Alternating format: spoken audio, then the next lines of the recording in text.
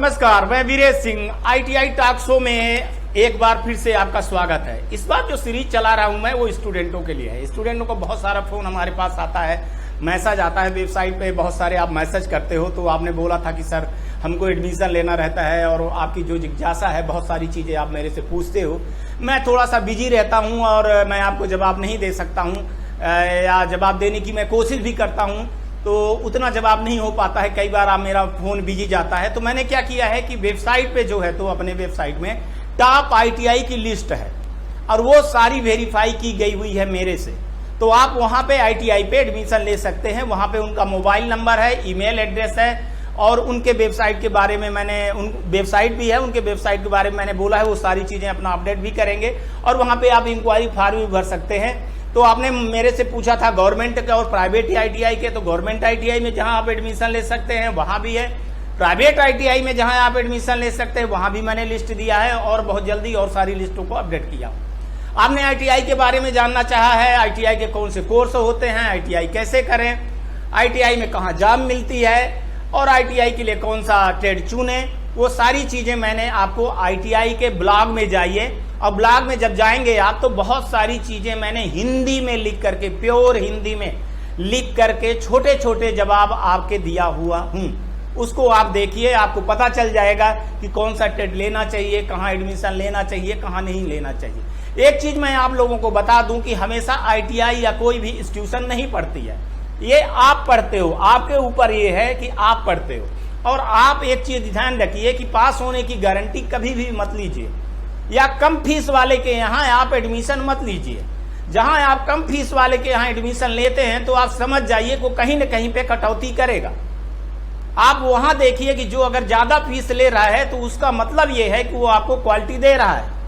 आज की डेट में अगर आपको कुछ नहीं आता है तो कोई भी कंपनी आपको अपने नौकरी में नहीं रखेंगे। जैसे आपके घर में माँ बाप अगर बाई काम नहीं करेगी तो आपका पैसा काट लेती, उसका पैसा काट लेती है।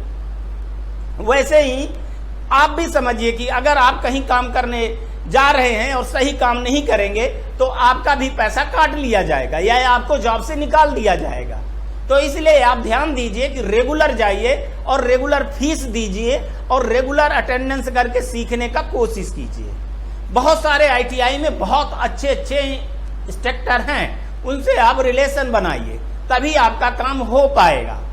और आज की डेट में मैं आपको बता दूं कि ITI का आने वाला सबसे बड़ा मार्केट है, जिसमें आप BCom BSc वालों के लिए इतना स्कोप नहीं है जितना ITI वालों का स्कोप है। बशर्ते आप ट्रेड चुनते समय जरूर आप थोड़ा सा जानकारी ले लें या वेबसाइट पे हमारे लिखे, मैं आपको जवाब दूंगा। जैसे ब्लॉग में बना हुआ है, ब्लॉग में हमने लिखा हुआ है, उस पर आप जैसे पूछते हैं मैं आपके सारे आंसर देता हूं। और इस वेबसाइट में टॉप ITI की जो लिस्ट है उस पर आप जाइए, उनके यहाँ जाइए। मैं कोशिश कर रहा हूँ कि हर जिले में 2-2, 3-3, 4-4, 5-5 ITI का मैं एक रिव्यू करूँ और रिव्यू करके मैं आपको बताऊँ जहाँ आप एडमिशन ले सकें। लेकिन मेरी आपसे एक ये विनती है कि कभी भी इंस्टीट्यूशन नहीं पढ़ता है, कभी भी कोई ITI नहीं पढ़ती है, पढ़ना आपको पड़ेगा।